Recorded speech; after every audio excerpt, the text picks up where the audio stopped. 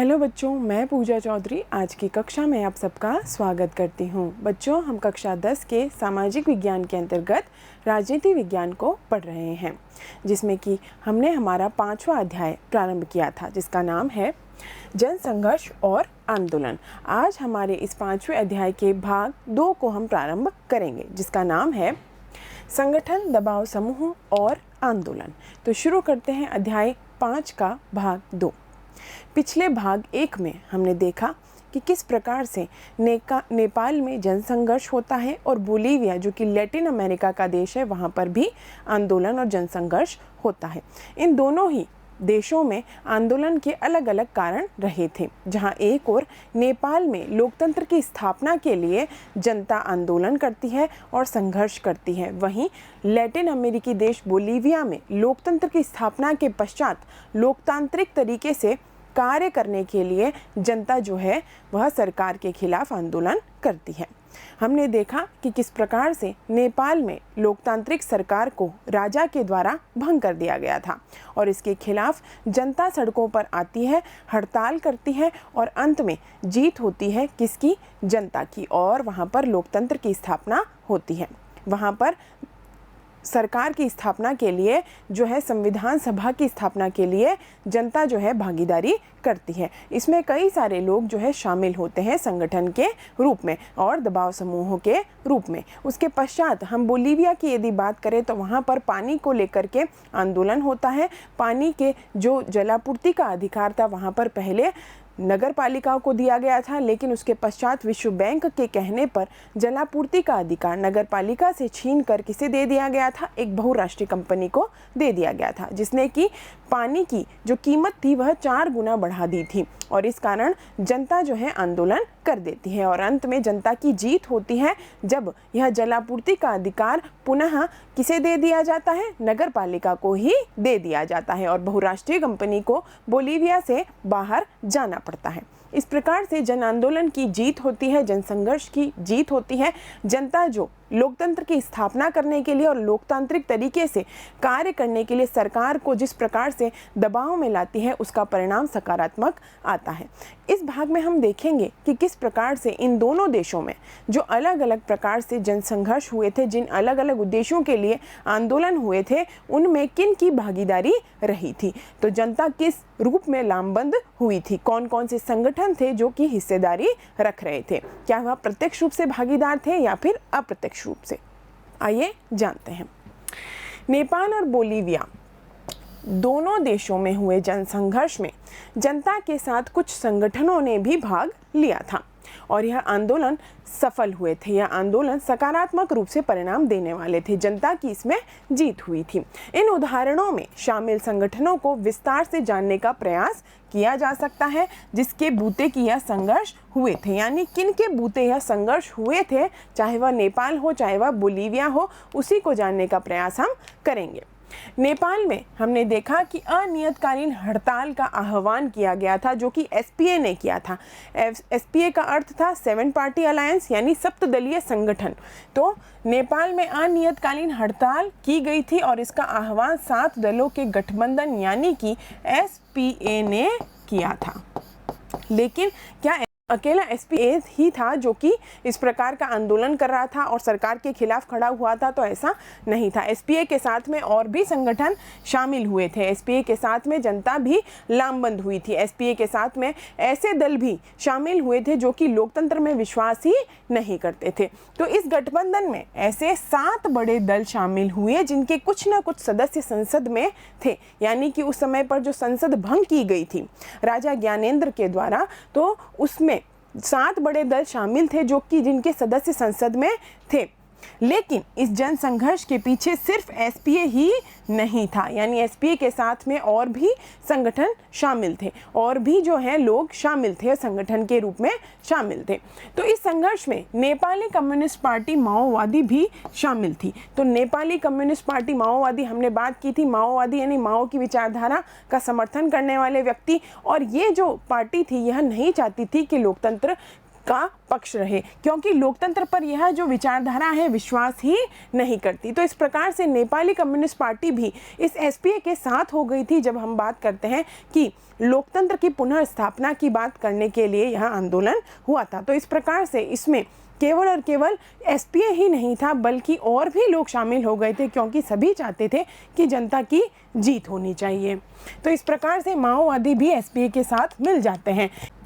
यह पार्टी नेपाल की सरकार के विरुद्ध सशस्त्र संघर्ष चला रही थी और इसने नेपाल के एक बड़े हिस्से पर अपना नियंत्रण भी कर लिया था। तो इस प्रकार से हम देखते हैं एसपीए के साथ में माओवादी भी शामिल हो गए थे और सभी चाहते थे कि जिस प्रकार से लोकतांत्रिक सरकार को अपदस्थ किया गया है उसकी पुनर्स्थापना की जाए।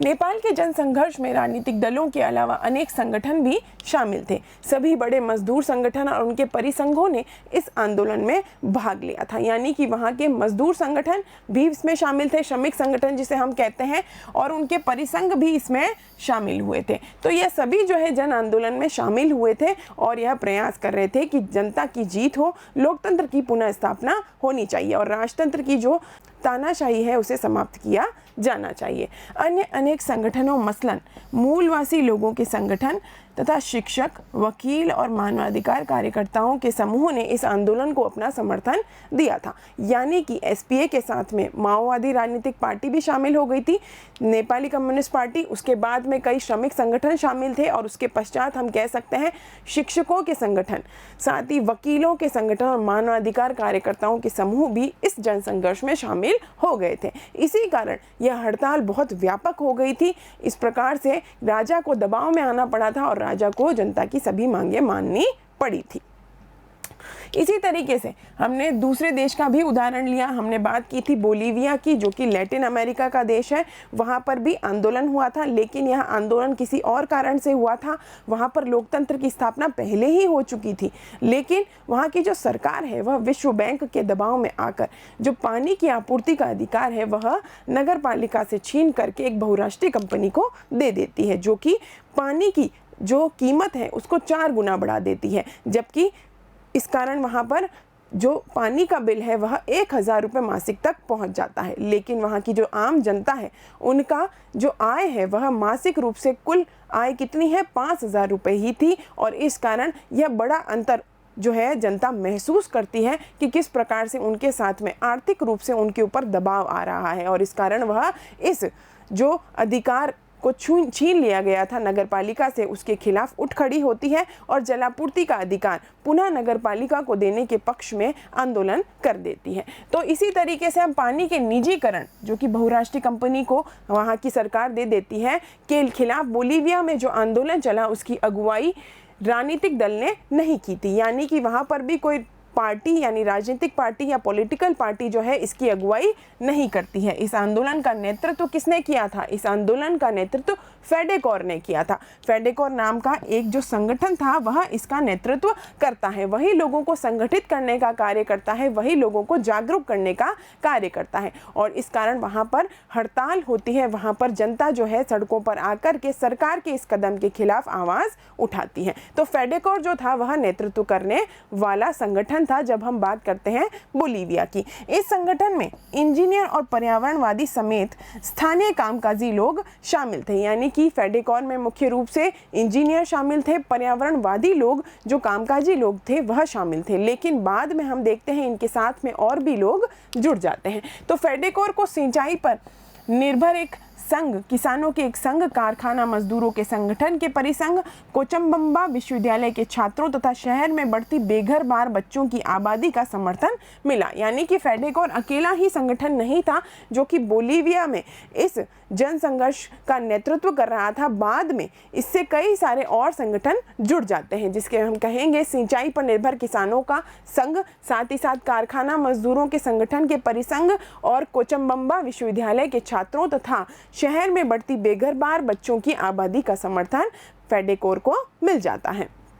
इस आंदोलन को सोशलिस्ट पार्टी भी जो है वह समर्थन देती है, यानी कि अब राजनीतिक दल भी जो है वह इसको समर्थन देने लगता है। फेडेकोर के साथ में वह भी शामिल हो जाता है। सन 2006 में बोलीविया में सोशलिस्ट पार्टी को सत्ता हासिल होती है, यानी कि फेडेकोर जो एक अकेला संगठन था, बाद में उसके साथ में कई सारे लोग और जुड़ जाते हैं, कई सारे संगठन जुड़ जाते हैं और बाद में उसके साथ में एक राजनीतिक पार्टी भी, एक राजनीतिक दल भी जुड़ जाता है जिसका नाम था सोशलिस्ट पार्टी। और बाद में हम देखते हैं कि यह सोशलिस्ट पार्टी सरकार में भी आती है, सरकार भी बनाती है। और ऐसा इसलिए होता है कि जनता यह महसूस करती है कि इस दल ने जनता के हित में जो है आवाज़ उठाने में जनता का समर्थन किया है, और इस कारण वह आगे आने वाले समय में सरकार भी बनाती है जब हम 2006 की बात करते हैं।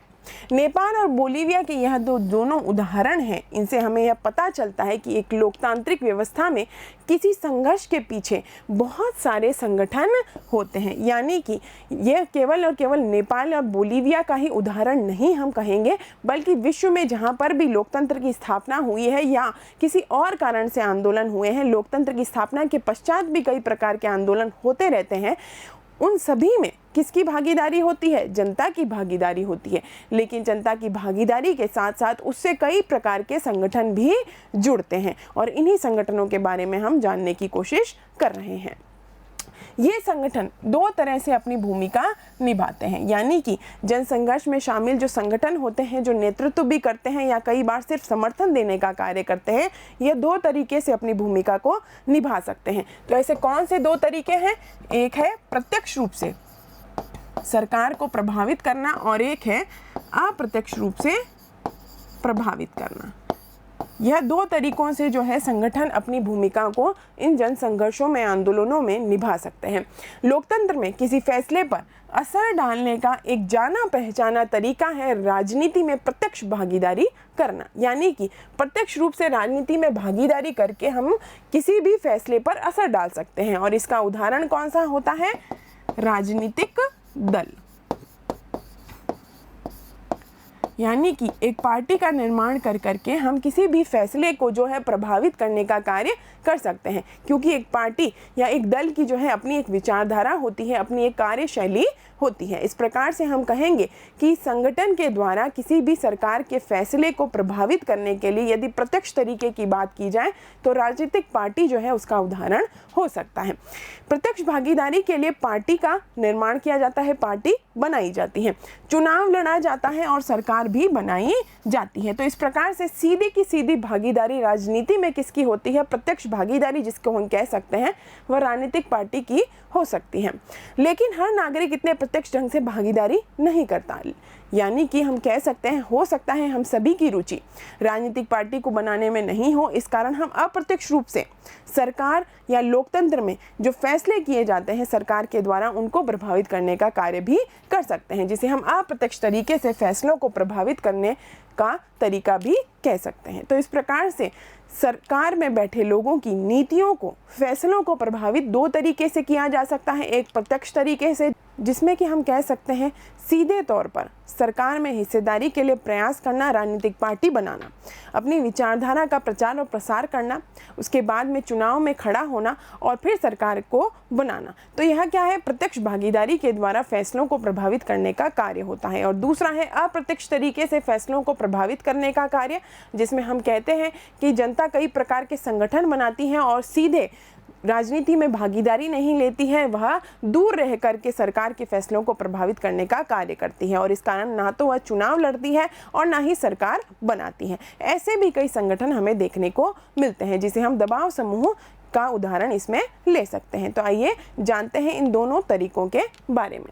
प्रत्यक्ष भागीदारी क्यों नहीं होती? तो हमसे यदि पूछा जाए प्रत्यक्ष भागीदारी क्यों नहीं की जाती, तो सभी व्यक्ति जो हैं उनकी रुचि प्रत्यक्ष भागीदारी में हो ऐसा ज़रूरी नहीं है। कई सारे लोग जो हैं अप्रत्यक्ष रूप से सरकार के फैसले को प्रभावित करने का प्रयास भी करते हैं, क्योंकि उनकी रुचि राजनीति में सीधे भाग लेने की नहीं होती। तो हम कहेंगे प्रत्यक्ष भागीदारी ना होने का कारण है नागरिक प्रत्यक्ष भागीदारी की इच्छा ही ना रखता हो, नागरिक प्रत्यक्ष भागीदारी में रुचि ही ना रखता हो, या फिर प्रत्यक्ष राजनीतिक गतिविधियों में हिस्सेदारी की उसे ज़रूरत ना महसूस होती हो, क्योंकि वह अपने किसी अन्य कार्यों में संलग्न होता है तो वह इस प्रत्यक्ष राजनीति में भाग भी लेना नहीं चाहता। इस कारण भी हो सकता है कि उसे इस हिस्सेदारी की ज़रूरत ही ना महसूस हो कि वह सरकार के जो क्रियाकलाप हैं उनको प्रभावित करने के लिए राजनीति में प्रत्यक्ष रूप से हिस्सेदार बने। वह दूर रहकर भी सरकार की गतिविधियों, कार्यविधियों, नीतियों को प्रभावित करने की क्षमता रख सकता है।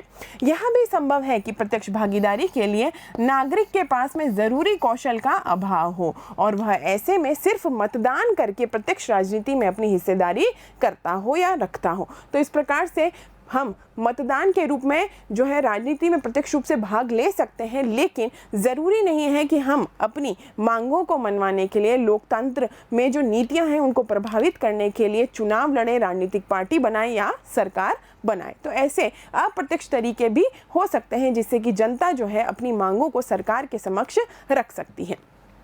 बहरहाल ऐसे अनेक अप्रत्यक्ष तरीके भी हैं जिनके सहारे जनता सरकार से अपनी मांग अथवा नज़रिए को प्रस्तुत कर सकती है, जैसे कि हम हित समूह या दबाव समूह की बात कर सकते हैं। जनता इसके लिए संगठन बनाकर अपने हितों अथवा नज़रिए को बढ़ावा देने वाली गतिविधियां कर सकती है, यानी कि वह संगठन के रूप में एकत्रित हो सकती हैं, वह लोगों को इकट्ठा कर सकती हैं जो कि समान विचारधारा रखते हों, जिनके कि अपने समान हित हों, समान नज़रिए अथवा दृष्टिकोण हो। तो इस प्रकार को से जो है अपने हितों और नज़रियों को बढ़ावा देने वाली गतिविधियां भी जनता कर सकती है जब वह संगठन के रूप में अप्रत्यक्ष रूप से सरकार को प्रभावित करने का प्रयास करती है। इसे ही हम क्या कहते हैं? इसे ही हम हित समूह या दबाव समूह कहते हैं। यानी कि हमने कहा कि सरकार को दो तरीके से प्रभावित किया जा सकता है, एक राजनीति में प्रत्यक्ष रूप से भागीदार बनके और दूसरा राजनीति से दूर रहते हुए अप्रत्यक्ष तरीके से भी अपनी मांगों, हितों और दृष्टिकोणों को सरकार तक पहुंचाया जा सकता है, और इसे ही हम अप्रत्यक्ष तरीका कहते हैं, जिसका उदाहरण है हित समूह या दबाव समूह। कभी कभी लोग बगैर संगठन बनाए भी अपनी मांगों के लिए एकजुट होने का प्रयास करते हैं। तो इस प्रकार से हम इसके लिए आंदोलन का उदाहरण ले सकते हैं। ऐसे समूहों को क्या कहा जाता है? ऐसे समूहों को आंदोलन कहा जाता है जिसमें कि अपना एक संगठन नहीं होता।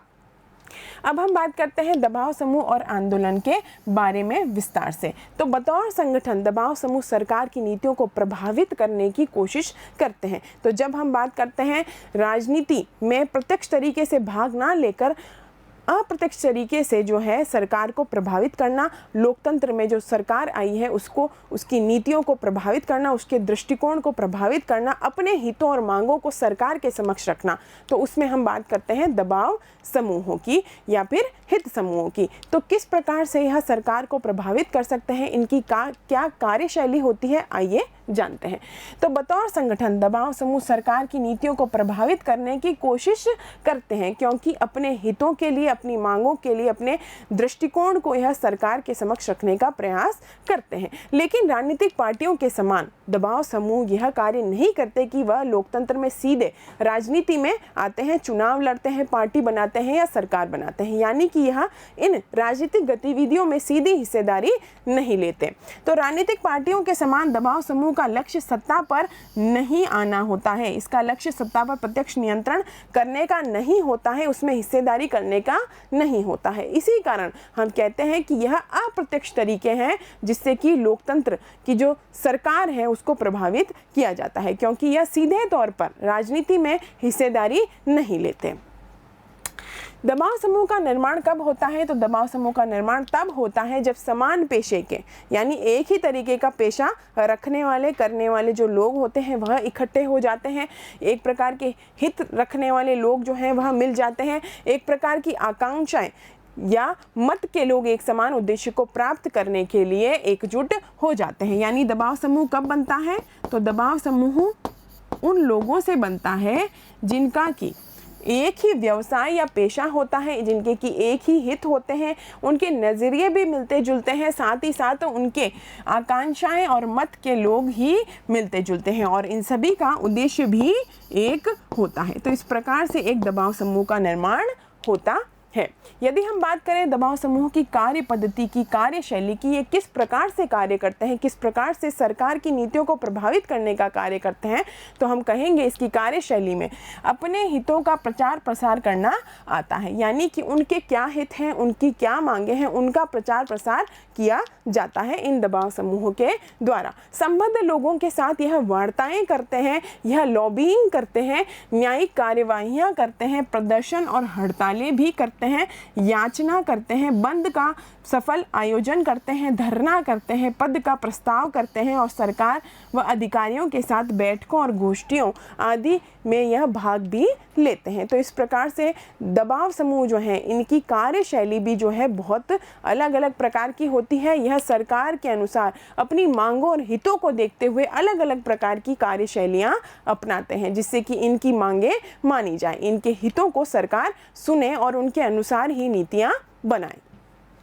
मंत्रियों व कर्मचारियों को यह प्रलोभन भी देते हैं, यानी दबाव समूह अपनी हितों और मांगों को पूरा करवाने के लिए सरकार में बैठे मंत्रियों को प्रलोभन भी देते हैं और सरकार के जो कर्मचारी हैं उनको भी प्रलोभन देते हैं। चुनावों में जब राजनीतिक पार्टियों के जो उम्मीदवार खड़े होते हैं उनको भी यह बहुत सारी सुविधाएं देते हैं, ताकि यदि वह उम्मीदवार जीत जाते हैं तो सरकार बनने के पश्चात वह उम्मीदवार जब सरकार का हिस्सा बनते हैं तो अब इन दबाव समूहों के जो भी हित हैं उनके अनुसार वह सरकार में रहकर नीतियों का निर्माण करने में मदद कर सके। इस कारण यह चुनाव में खड़े होने वाले उम्मीदवारों को बहुत सारी सुविधाएं भी प्रदान करते हैं। यह भी इनकी ही कार्यशैली का एक उदाहरण है। तो चुनावों में राजनीतिक दलों को धन देने का कार्य करते हैं, वह कार्यकर्ताओं को सुविधाएं भी देते हैं। यह भी क्या है, यह भी दबाव समूह की कार्यशैली का ही उदाहरण है, क्योंकि वह प्रत्यक्ष रूप से राजनीति में हिस्सा नहीं लेते हैं, लेकिन वह उम्मीदवारों को जो है सुविधाएं देने का कार्य करते हैं। किसी भी पार्टी के कार्यकर्ताओं को भी सुविधाएं देने का कार्य करते हैं, ताकि सरकार में आने के पश्चात में इनके हितों को ध्यान में रखते हुए नीतियां बनाई जाएं। दबाव समूह लोकतांत्रिक मूल्यों और प्रक्रियाओं को सुदृढ़ करने का प्रयास करते हैं। तो इस प्रकार से इनके माध्यम से जो है जनता के हित जो है वह सरकार तक पहुंच पाते हैं। इस कारण हम कह सकते हैं कि लोकतांत्रिक मूल्य जो हैं वह दबाव समूहों के माध्यम से सुदृढ़ भी होते हैं, क्योंकि यह अपनी संवैधानिक कार्यशैली को यदि अपनाएंगे तो उससे जनता के हित जो है वह सरकार तक पहुंच पाएंगे और यह एक माध्यम का कार्य भी करेंगे। इस कारण हम कहते हैं कि लोकतांत्रिक मूल्य जो है वह दबाव समूहों के माध्यम से और भी सुदृढ़ होते हैं। नेपाल में हुए जनसंघर्ष को हम लोकतंत्र के लिए दूसरा आंदोलन कह सकते हैं। और इस प्रकार से यदि हम बात करें नेपाल के उदाहरण की, तो वहाँ पर आंदोलन होता है और इसके माध्यम से सरकार पर दबाव बनाने की कोशिश की जाती है। तो कई बार विभिन्न प्रकार की सामूहिक कार्रवाइयों के लिए जन आंदोलन शब्द का प्रयोग भी किया जाता है। और जैसे कि हम इसमें भारत के यदि जन आंदोलन की बात करें तो नर्मदा बचाओ आंदोलन की बात कर सकते हैं, सूचना के अधिकार का आंदोलन भी इसी का उदाहरण है, शराब विरोधी आंदोलन भी इसी का उदाहरण है, महिला आंदोलन तथा पर्यावरण आंदोलन भी इसी का उदाहरण है। यानी कि लोकतंत्र की स्थापना के पश्चात हम आंदोलन के माध्यम से भी जो है संघर्ष कर सकते हैं, हम आंदोलन के माध्यम से भी लोकतंत्र की स्थापना को सुदृढ़ कर सकते हैं। और यदि लोकतंत्र स्थापित हो चुका है तो लोकतांत्रिक मूल्यों को बनाए रखने के लिए आंदोलन के माध्यम से प्रयास किए जा सकते हैं। और यह भी क्या है, यह भी एक अप्रत्यक्ष तरीका ही है।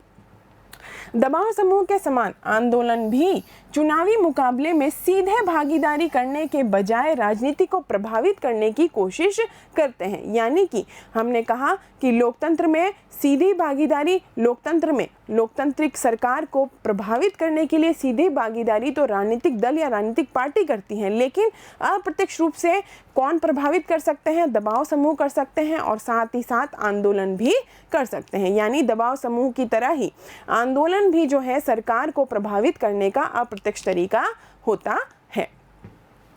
लेकिन दबाव समूह के विपरीत आंदोलनों में संगठन इतना मजबूत नहीं होता। यानी कि दबाव समूह में अपना एक संगठन होता है क्योंकि यह किसी एक पेशे के व्यक्तियों के द्वारा बनाया जाता है जिनके हित मिलते जुलते हैं, जिनकी आकांक्षाएं मिलती जुलती होती है, उनकी विचारधारा और उद्देश्य भी एक होता है। इस कारण दबाव समूहों का अपना एक संगठन होता है और संगठन के रूप में ही वह अपनी गतिविधियों को अंजाम देते हैं। लेकिन जब हम अप्रत्यक्ष तरीकों में आंदोलन की बात करते हैं तो आंदोलन जो है वह इतना संगठित रूप से कार्य नहीं करता, लेकिन फिर भी इसके द्वारा लोकतांत्रिक सरकार के फैसलों को प्रभावित किया जाता है। तो हम कहेंगे दबाव समूहों के विपरीत आंदोलनों में संगठन इतना मजबूत नहीं होता। आंदोलनों में फैसले अनौपचारिक ढंग से लिए जाते हैं, ना कि औपचारिक तरीके से, और ये फैसले थोड़े से लचीले भी होते हैं। तो इस प्रकार से यह जो आंदोलन है उसमें अनौपचारिक ढंग से फैसले लिए जाते हैं, नतीजों पर पहुंचा जाता है, और यह फैसले जो हैं लचीले भी होते हैं, जिनके अंदर कभी भी बदलाव भी किए जा सकते हैं। आंदोलन जनता की स्वतः स्फूर्त भागीदारी पर निर्भर होते हैं, न कि दबाव समूहों पर। तो जनता जो है इन आंदोलनों में स्वयं ही भागीदार बनती है, इस कारण भी यह इतने संगठित नहीं होते। अब हम बात करते हैं हित समूहों में भी दो प्रकार के हित समूह हो सकते हैं, एक वर्ग विशेष के हित समूह और दूसरे जन सामान्य के हित समूह। और ये दोनों ही हित समूह जो हैं लोकतांत्रिक सरकार के फैसलों को प्रभावित करने की कोशिश करते हैं। तो आइए जानते हैं ऐसे हित समूह जो कि एक वर्ग विशेष से जुड़े हुए हैं और उस वर्ग विशेष के हितों और मांगों के लिए सरकार को प्रभावित करते हैं, और दूसरी तरफ वे हित समूह आते हैं जो कि पूरी जनता के हितों को ध्यान में रख करके सरकार के फैसलों को प्रभावित करने का कार्य करते हैं, सरकार से संपर्क करते हैं, सभी जन कल्याण के लिए वह सारी नीतियों को अपनाते हैं और सरकार के समक्ष जाकर के अपनी बात को रखते हैं। तो इन दोनों प्रकार के हित समूहों की बात करते हैं। हित समूह अमूमन समाज के किसी खास हिस्से अथवा समूह के हितों को बढ़ावा देना चाहते हैं। तो इस प्रकार से हम कहेंगे कि हित समूह जो हैं वह किसी एक खास समूह की जो बात है वह आगे रखते हैं, समाज के किसी एक हिस्से या धड़े की जो बात है उसको आगे रखते हैं, उसके हितों को ही प्रमुख रूप से उठाया जाता है। जैसे कि हम बात कर सकते हैं मजदूर संगठन, ये सिर्फ और सिर्फ मजदूरों की जो हित हैं उनको ध्यान में रखकर इसको बनाया जाता है, यह मजदूर संघों का जो है हित समूह होता है। इसी तरीके से व्यावसायिक संघ जो है उसके लिए भी वह विशेष रूप से एक समूह के हितों को ही आगे रखता है, और पेशेवरों के रूप में भी अलग अलग हित समूह हो सकते हैं, जैसे कि वकीलों का अपना हित समूह हो या फिर डॉक्टर का अपना हित समूह हो, शिक्षकों के हित समूह हो। तो इस प्रकार से यह सभी क्या है, यह सभी वर्ग विशेष के हित समूह हैं जिनका कि पेशा एक जैसा है, चाहे वह मजदूर हो, चाहे वह डॉक्टर हो, चाहे वह वकील हो या फिर वह शिक्षक हो। इन सभी के निकाय होते हैं और इस तरह के दबाव समूह जो हैं वह इन्हीं के उदाहरण हैं। तो यह वर्ग विशेष के हित समूह के उदाहरण हैं जिनका कि अपना एक खास समूह होता है और उन्हीं के हितों को वह ध्यान में रखकर बनाए जाते हैं। ये दबाव समूह वर्ग विशेषी होते हैं, एक खास वर्ग के लिए इनका निर्माण होता है क्योंकि ये समाज के किसी एक खास तबके जैसे कि मजदूर, कर्मचारी, व्यवसायी, उद्योगपति, धर्म विशेष के अनुयायी तथा किसी खास जाति आदि का प्रतिनिधित्व करते हैं। तो इस प्रकार से यह जो समूह बनते हैं अलग अलग, उनके हित अलग अलग होते हैं और इनसे जो है हित समूह या दबाव समूह अलग अलग रूप में बनाए जाते हैं। ऐसे दबाव समूह का मुख्य सरोकार पूरे समाज का कल्याण नहीं होता, यानी कि यह हित समूह किसी खास तबके को ध्यान में रखकर बनाए जाते हैं, इस कारण यह पूरे जनता के कल्याण की बात नहीं करते, पूरे समाज के कल्याण को लेकर के इनका उद्देश्य नहीं होता। तो यह पूरे समाज का नहीं बल्कि अपने सदस्यों की बेहतरी और कल्याण करने का उद्देश्य ही रखते हैं, यही इनका मुख्य सरोकार भी होता है।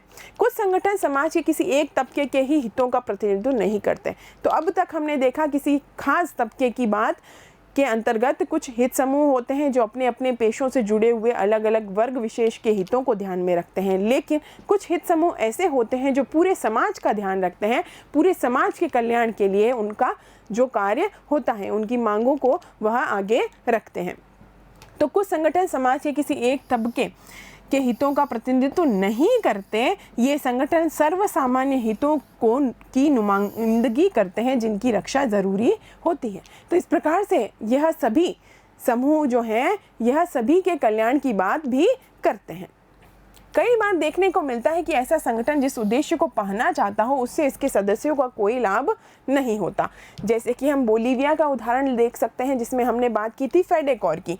तो बोलीविया का जो फेडेकोर है, इसका नाम ऐसे ही संगठन का उदाहरण है जिसके कि सदस्यों को सीधा लाभ उस आंदोलन से नहीं होता। तो इस प्रकार से इससे इसके सदस्यों को कोई विशेष लाभ हो ऐसा ज़रूरी नहीं है, और इसी का उदाहरण है बोलीविया का फेडेकोर का संगठन।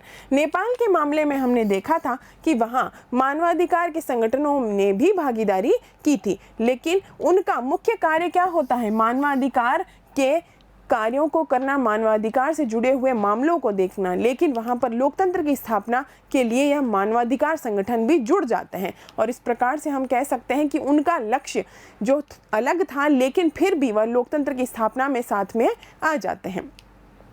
इन सभी संगठनों ने इसमें भागीदारी की थी। इन दूसरे किस्म के संगठनों को जन सामान्य के हित समूह अथवा लोक कल्याणकारी समूह कहते हैं। यानी कि अभी हमने बात की थी वह हित समूह जो कि वर्ग विशेष के होते हैं, और दूसरे प्रकार के हित समूह वे होते हैं जो कि पूरी जनता के कल्याण के लिए कार्य करते हैं। इन्हें ही हम क्या कहते हैं? जन सामान्य के हित समूह अथवा लोक कल्याणकारी समूह। तो इस प्रकार से हमने दो प्रकार के अलग अलग हित समूहों की बात कि ऐसे संगठन जो कि लोक कल्याण को सर्वोपरि मानते हैं, किसी खास हित के बजाय सामूहिक हित का प्रयास करते हैं, सामूहिक हित का प्रतिनिधित्व करते हैं, यानी समूह के लिए, पूरे समाज के लिए, पूरी जनता के कल्याण के लिए यह कार्य करते हैं, और इसी कारण इनको लोक कल्याणकारी हित समूह कहते हैं। इनका लक्ष्य अपने सदस्यों के लिए ही नहीं बल्कि अन्य लोगों की मदद करना भी होता है। सभी के कल्याण की बात इसमें इनका उद्देश्य होता है। उदाहरण के लिए हम बंधुआ मजदूरी के खिलाफ लड़ने वाले समूहों का नाम भी ले सकते हैं। ऐसे समूह अपनी भलाई के लिए ही नहीं बल्कि बंधुआ मजदूरी के बोझ तले पिस रहे लोगों के लिए भी लड़ते हैं। तो इस प्रकार से यह बनाया गया बंधुआ मजदूरी के खिलाफ लड़ने वाले लोगों के लिए हित समूह है, लेकिन यह सभी बंधुआ मजदूरों के हितों के लिए लड़ने के लिए कार्य करता है। कुछ हित समूह इस प्रकार के भी होते हैं जो ऐसे उद्देश्य को साधने के लिए आगे आते हैं, जिससे बाकियों के साथ साथ उन्हें भी फायदा होता है। उदाहरण के लिए हम बामसेफ की बात कर सकते हैं, backward and minority communities employees federation, BAMCEF. इसका नाम जो है इसके अंतर्गत लिया जा सकता है। यह मुख्यतः सरकारी कर्मचारियों का संगठन है जो जातिगत भेदभाव के खिलाफ अभियान चलाता है। यानी कि सरकारी कर्मचारियों का संगठन है कौन सा? बामसेफ। लेकिन इसका उद्देश्य है जातिगत भेदभाव के खिलाफ अभियान चलाना। यह संगठन जातिगत भेदभाव के शिकार अपने सदस्यों यानी सरकारी कर्मचारियों की समस्याओं को तो देखता ही है, लेकिन इसका मुख्य सरोकार सामाजिक न्याय की स्थापना करना भी होता है। तो इसका मुख्य सरोकार सामाजिक न्याय और पूरे समाज के लिए सामाजिक समानता को हासिल करना भी होता है। तो इस प्रकार से हमने देखा कि किस प्रकार से लोकतंत्र में जनसंघर्ष होता है। जनसंघर्ष में कई सारे संगठन भाग लेते हैं, उनकी भागीदारी प्रत्यक्ष रूप से भी होती है और अप्रत्यक्ष रूप से भी होती है। प्रत्यक्ष रूप में हमने देखा राजनीतिक दल के माध्यम से चुनाव लड़ा जाता है, सरकारें बनाई जाती हैं और फिर लोकतंत्र में सरकार के फैसलों को प्रभावित करने की यह प्रत्यक्ष तरीका होता है, अपनाया जाता है। और दूसरा तरीका अप्रत्यक्ष तरीका होता है जिसमें कि सीधे राजनीति में भागीदारी नहीं की जाती, क्योंकि कई बार ऐसा भी होता है कि जनता की रुचि उसमें नहीं होती या फिर जनता के पास में वह कौशल नहीं होता कि राजनीति में भागीदारी करे। इस कारण वह दूर रहकर अप्रत्यक्ष तरीके से लोकतांत्रिक जो है सरकार है उसके फैसलों को प्रभावित करने का कार्य करती है। और इसी का उदाहरण होते हैं दबाव समूह, हित समूह, और इसके माध्यम से उनकी मांगे या उनके दृष्टिकोण या उनके हित और आकांक्षाएं और उनके उद्देश्य जो है सरकार तक पहुंचाए जाते हैं। और इसी तरीके से आंदोलन भी है, इसी का एक तरीका होता है जिसके माध्यम से लोकतंत्र में सरकार की नीतियों को प्रभावित किया जा सकता है। और इनको हमने बोलीविया और नेपाल में हुए आंदोलनों के माध्यम से भी समझा। तो इस प्रकार से हमने लोकतंत्र को मजबूत बनाने के लिए लोकतंत्र में अलग अलग प्रकार से संगठन किस प्रकार से भाग लेते हैं उनकी बात इस भाग में की। मिलते हैं अगले भाग में। धन्यवाद।